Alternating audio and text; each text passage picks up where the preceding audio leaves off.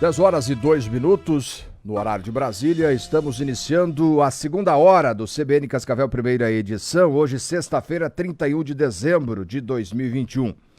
E nós iniciamos uma série de entrevistas com os deputados estaduais e federais de Cascavel e da região, para que eles pudessem avaliar 2021, também falar das metas, de como enxerga 2022, quais são as perspectivas. E hoje estou recebendo aqui nos estúdios o deputado estadual Coronel Lee. Deputado, muito obrigado pela gentileza em atender a CBN. Bom dia.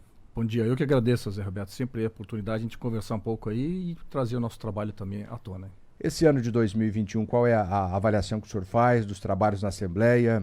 O Estado do Paraná avançou dentro daquilo que o senhor esperava? É verdade. A gente sempre pensa, né, que tem muito para avançar, né? Então, mas num balanço geral, apesar das dificuldades todas geradas pela pandemia e aquela briga toda de lockdown, não lockdown e economia, saúde, né? Toda aquela a briga entre essas duas esferas é muito grande, né? Mas o balanço geral, assim, ao nosso ver, assim, foi muito positivo, Zé Roberto. O senhor tem defendido algumas bandeiras, não é? Bom, eu gostaria que o senhor falasse primeiro sobre as escolas e a escola cívico-militar. O senhor tem trabalhado à frente. Avançou dentro daquilo que o senhor esperava? A escola cívico-militar é um projeto nosso, né? Apresentamos, né, bem no início, né, um requerimento, um forte documento sobre esse nova modalidade. Não é modalidade, mas é um novo método para que a gente possa alavancar as nossas escolas. E sabe que ele virou um Frankenstein, né? Logicamente. Quando você apresenta um projeto, e o executivo, ele encampou. Quando veio na Assembleia Legislativa, vem em tudo quanto é emenda, todo mundo quer colocar uma meta. Ele não é o nosso sonho de consumo, mas de qualquer maneira a essência é a mesma. E a esquerda, a oposição, ela veio forte, bateu forte, entrou com processo, entrou vários processos que estão em andamento, inclusive, contra essa modalidade. O que importa para nós, Roberto, é que o Estado do Paraná está muito feliz com essas escolas cívico-militares. A razão que as escolas estaduais que se transformaram em cívico-militares têm fila de espera. Então, se fosse um lixo, como eles estão falando, realmente não teria essa fila, né? Quantas escolas, mais ou menos, passaram? Estamos emplacando 200 escolas. 200 Seria escolas. 215 o total. Né? Algumas escolas, a oposição bateu muito forte, né? Então, realmente, como a gente fala, ele não é impositivo. É uma nova modalidade. Você quer deixar seu filho aqui, a criança quer, não quer, então ok. Ele deixa por isso que os municípios que têm que ter, no mínimo, 2 escolas estaduais, para que quem não quiser participar deste programa possa partir para a outra convencional. E qual é o diferencial? Até para a gente resgatar um pouquinho esse tema dessas escolas. Qual é o principal diferencial, deputado? O diferencial é que é aquela volta do civismo, do patriotismo, do respeito à hierarquia e aos professores, né? As escolas cívico-militares, do momento para o outro, só de levar este nome, parou aquela ameaça contra os professores, parou aquelas brigas contra os alunos, o traficante que ele ficava orbitando as escolas e ficava até no meio dos pátios das escolas, traficando aquelas cenas bizarras que existiam, né, de pichações, entre outras brigas, etc., simplesmente acabaram. O que aconteceu? Os próprios militares, os veteranos que estão trabalhando nas escolas, eles viraram também os confidentes, né? Muitos alunos que têm passado dificuldades em casa, seja qual ordem seja, eles passam a repassar para os militares. Então é uma coisa muito interessante que nem a gente esperava. Perguntas que chegam dos nossos ouvintes. O Eliseu, muito obrigado. Também aqui o João mandou mensagem em áudio. Manda mensagem em texto, Joãozinho. O Joãozinho que já é ouvinte aqui, assíduo da CBN, sempre interagindo conosco. Nós temos aqui o registro também do Dirceu acompanhando a CBN. O Cláudio faz uma pergunta. Aliás, sempre quando os deputados estaduais estão conosco aqui, foi assim com os demais, perguntas relacionadas ao pedágio. Ele pergunta como que o deputado vem acompanhando a discussão do novo modelo do pedágio. De fato, teremos um pedágio justo?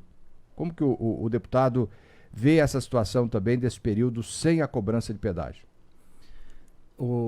A situação geral do pedágio, eu fui voto vencido. né? Então, realmente, nós participamos das 18 audiências públicas no estado do Paraná. Quando a gente fala, Zé Roberto, em audiência pública, a gente sempre fala em briga, né? Então é uma discussão. Um quer puxar para cá, outro quer puxar para lá. É normal, por isso que existem as audiências públicas. Mas nessa audiência pública, em relação ao pedágio, não teve nenhuma discussão no Paraná inteiro. Nenhuma. Ou seja, o que o Paraná decidiu, o que ele queria? É a menor tarifa, sem degrau tarifário, que não seja modelo híbrido. Então, foi muito claro, né? Então, até essa frente parlamentar que tocou para frente essas audiências públicas, eles fecharam vários volumes nessa situação. Tudo foi demonstrado nos autos e foi levado para a esfera federal, né? Quer dizer, ou melhor, para a esfera estadual, para que o governador levasse à esfera federal. Nós somos votos vencidos. Não queríamos esse novo modelo que é híbrido. Ou seja, foi mudado o nome. Não é modelo híbrido, né? Então, é aquela com degrau tarifário, com um aporte financeiro, tal. Ou seja, mudaram-se o nome apenas. E é um modelo híbrido, entende? Então, não é a menor tarifa, como o Paraná pediu.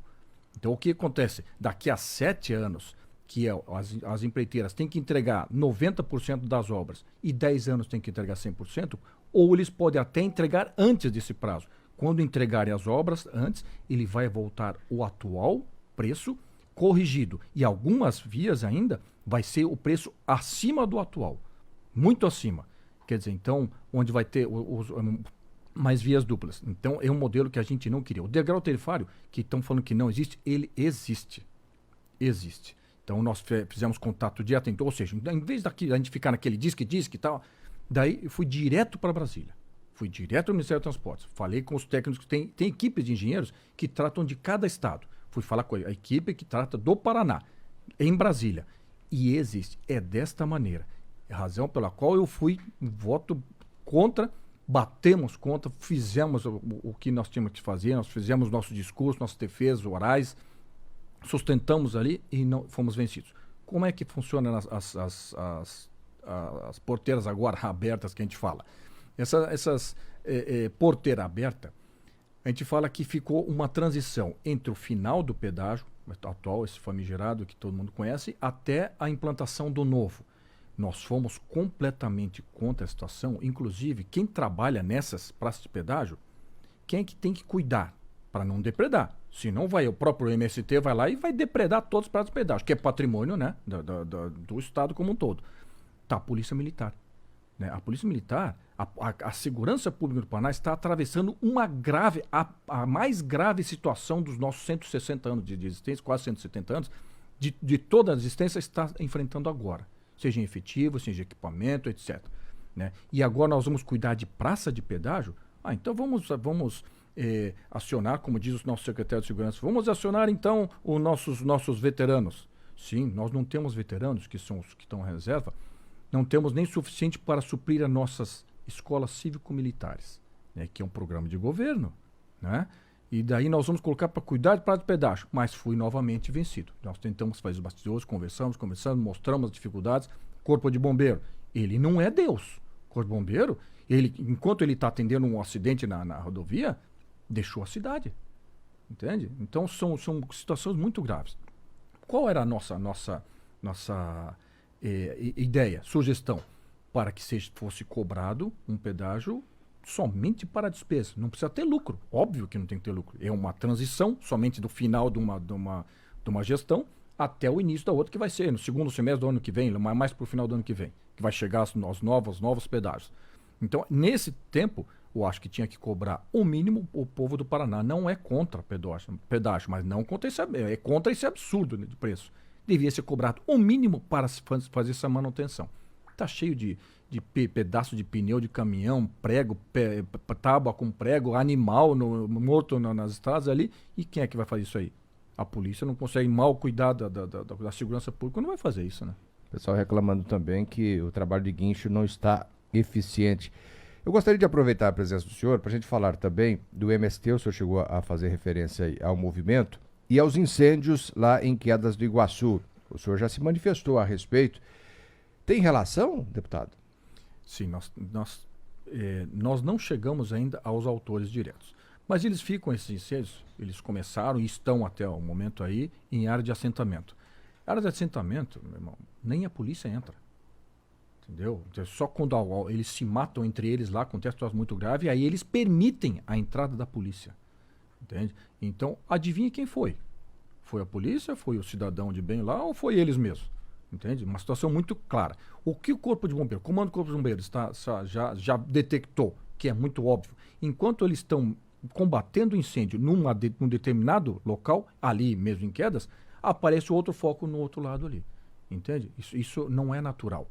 Isso não é por causas naturais ou E não é resultado do incêndio do foco anterior ou de outro lugar. Exatamente. É um novo foco. É um novo foco. Então, as guarnições se dividem, vão combater aquele foco, já aparece um terceiro, um quarto, um quinto. Quer dizer, isso aí estão provocando o Estado, novamente. Né? Estão vendo até onde o Estado pode chegar. E já viram, né? Agora, o governador Ratinho Júnior, o próprio presidente Jair Bolsonaro, a linha mudou no que diz respeito à visão que se tem do MST. Exatamente. Assim que o presidente Bolsonaro ele assumiu a presidência da República, simplesmente as invasões de terra, eles findaram. Eles não findaram, eles pararam de avançar. Né?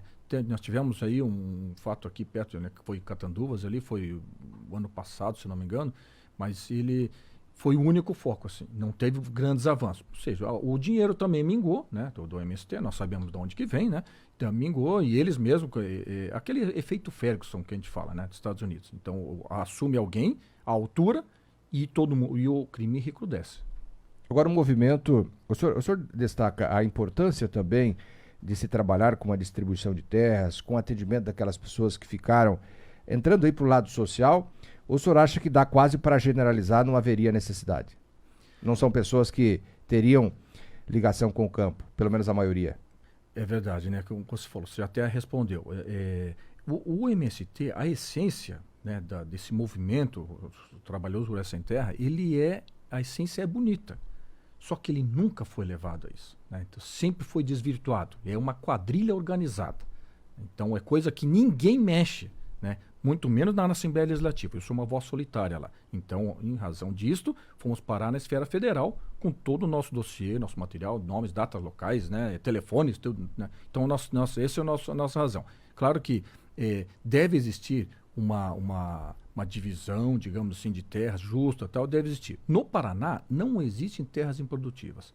Então, qual é a essência do MST? Eles invadem violentamente, isso já é mais do que comprovado, não estou inventando aqui, eles invadem, quando eles colocam lá o povo para tomar suas terras, eles têm que pagar eternamente um pedágio para o MST, para a central deles. Os que não querem, simplesmente vendem a terra, já vendeu para o terceiro, para o quarto, para o quinto e assim vai indo. Isso é MST no Brasil. Quando eu fiz a pergunta, o senhor suspirou um pouquinho, eu precisei complementar, que ajudei então na resposta. Mas, na verdade, deputado, até tem um comentário aqui do Eloy, o Eloy faz uma observação, dizendo que tem realmente pessoas que merecem um pedaço de terra, que são ligadas à terra, mas muitas não. E precisaria ter aí uma avaliação mais criteriosa, diz aqui o Eloy, e ele complementa, de fato, não tem espaço mais no Paraná. O senhor já falava sobre isso, não tem mais espaço para... Não dá, mesmo negociando com fazendeiros ou com pessoas que tenham interesse em vender, não dá para negociar essas terras? Você veja, ele chega na ordem de mais de 80% das terras do Paraná, eles não são são pequenas terras, entende? Agora, o que acontece? Para mim, né, ao meu ver, é diferente do que o governo federal vem fazendo. Mas, ao meu ver, o mais inocente numa invasão ou num assentamento, ele, para mim, é um bandido. Porque ele sabe que está errado.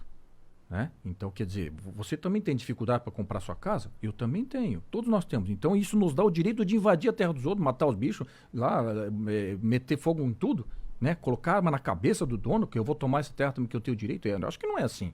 Entende? Agora, o que o INCRA vem fazendo? Ele vem dando a titularidade aos assentamentos.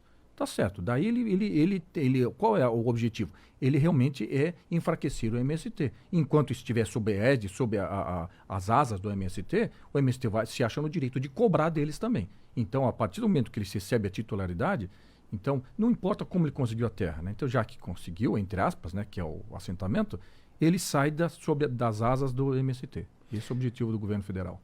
Várias mensagens aqui, fazendo referência inclusive ao MST, a gente não vai conseguir ler todas. O ouvinte pode interagir aqui com a CBN através do 991-377533. Eu peço que mande mensagens de texto. Mensagem de texto facilita para que a gente possa interagir aqui de forma simultânea, em tempo real.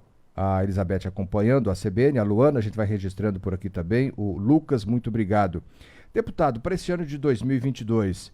o senhor que pela primeira vez, todo mundo conhece a carreira militar, enfim, e o senhor tendo essa experiência neste ano. O ano que vem, até pergunta aqui de alguns ouvintes, se o senhor não se sentiu frustrado com o cargo político, como agente público, o senhor tem sido muito firme nas colocações, alguns ouvintes fazendo referência aqui, o senhor vai ser candidato a deputado estadual, o senhor é candidato à reeleição, o senhor abandona a política, não vai continuar mais, está desgostoso? É uma pergunta que chega aqui. Realmente não é o nosso sonho assim de futuro, né? Que a gente chegou, né? O meu sonho realmente era ser policial militar. Né? Chega, mas só que tem um fim, né? 35 anos tem que ir embora compulsoriamente, não tem jeito de ficar mais, não existe mecanismo legal. Mas o que acontece? Fomos empurrados, né, compelidos aí, para entrar nessa vida. Ele foi frustrante, como foi falado aí. Não digo frustrante, ele foi até triste, foi decepcionante. Né? A gente viu, a gente tem uma ideia do que é política, do que o povo pensaria, do que o que corre lá dentro. Né? Então, realmente, é um mundo muito, muito diferente do que eu estava acostumado, que eu sempre falo, que eu vim do mundo onde um olhar no olho, um aperto de mão, e eu celebrei um contrato até a morte.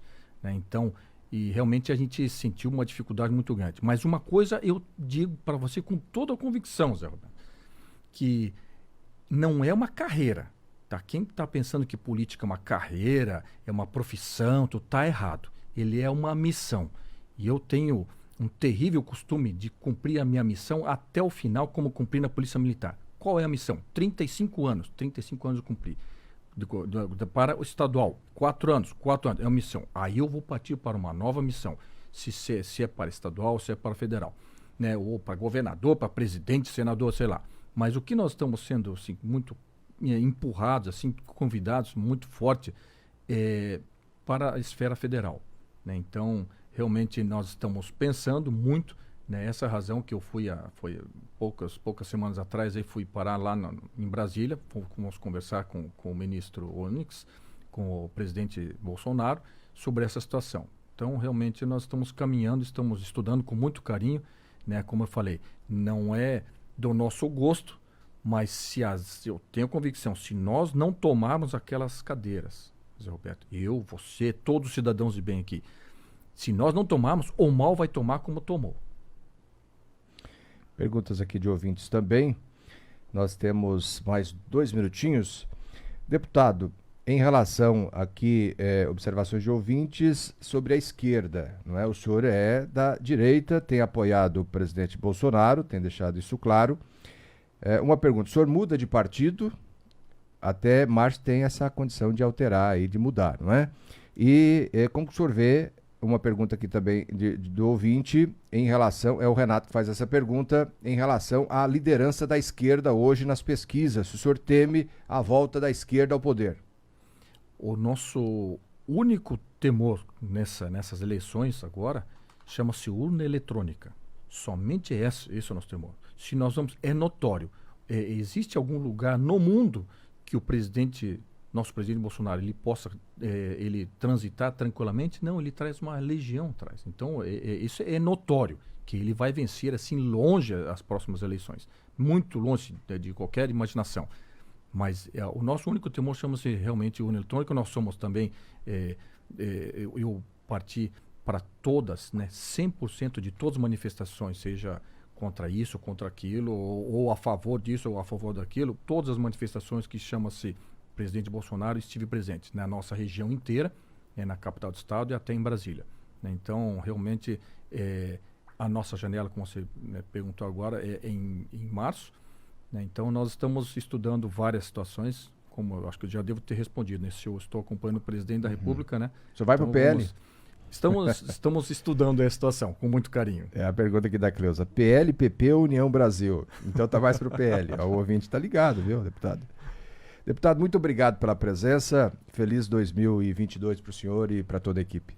Roberto, muito obrigado a você também, a toda a sua equipe aí, aos nossos irmãos ouvintes aí da CBN, e sempre antenados, né? E muito obrigado por estarem ombreados com a gente nessa missão aí, que não é muito fácil. E agora, 2022, nós estamos entrando numa nova fase, numa nova guerra, que eu falo sempre, né? A gente foi preparado para a guerra e nós temos que estar preparados aí com toda a nossa união. A arma mais forte nossa realmente é a união. Só assim nós vamos vencer a esquerda. Obrigado, irmão. Conversamos com o deputado estadual Coronel Lee e fechando essa série com os deputados aqui de Cascavel e também da região oeste. Daqui a pouquinho nós vamos conversar com o deputado Roban, deputado federal, para que a gente possa encerrar também a série com os deputados federais. Agora, 10h23.